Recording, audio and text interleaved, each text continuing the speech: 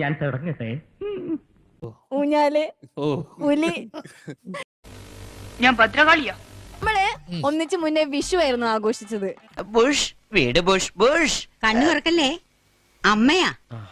കണി കാണണ്ടേ, ഇന്ന് വിഷു അല്ലേ.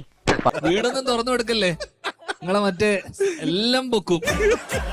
അപ്പൊ വൈഷ്ണവജന തോ തേരെ തകിരേ, വൈഷ്ണവജന തോ തേരെ.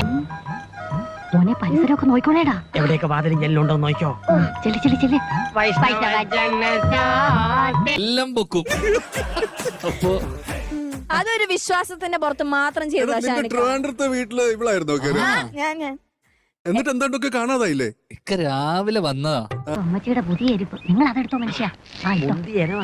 ഏതനവായ എന്ത് വാതിൽ വാതിൽ വാതിൽ വാതിൽ വാതിൽ.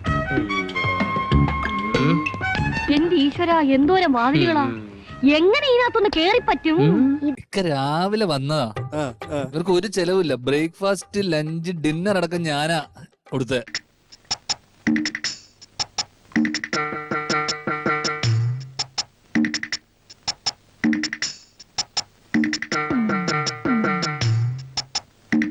എനിക്കല്ല, ഇത് ഞാൻ വേറെ ചാനലിൽ വർക്ക് ചെയ്തായിരുന്നു. ചാനല് തോറും ഇങ്ങനെ കേറി ഇറങ്ങല്ലടാ, ഓർമ്മ കാണില്ലേ? മാഡം, ഓർമ്മയുണ്ടോ ഈ മുഖം?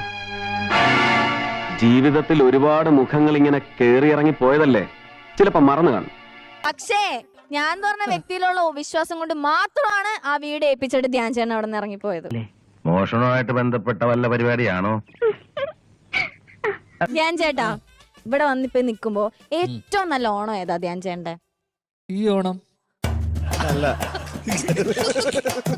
അതല്ലാന്ന് എനിക്ക് പിന്നെ വേറെ എന്ത് പറയാം. പറ, അച്ഛന്റെ അമ്മയുടെയും വിനീതേട്ടന്റെ ഒക്കെ കൂടെ ആഘോഷിച്ച ഏറ്റവും നല്ല ഓണം ഏതായിരുന്നു? വിനീതേട്ടന്റെ കൂടെ ഓണം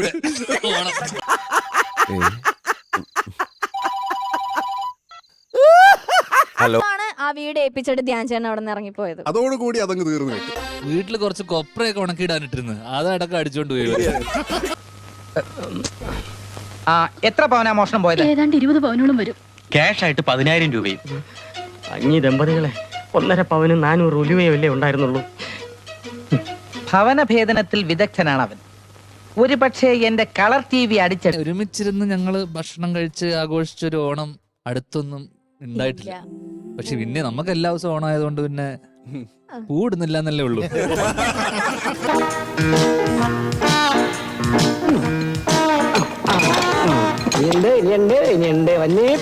പിടിച്ച സ്പോട്ട് പേയ്മെന്റ് വരുന്നില്ല. വന്നുണ്ട്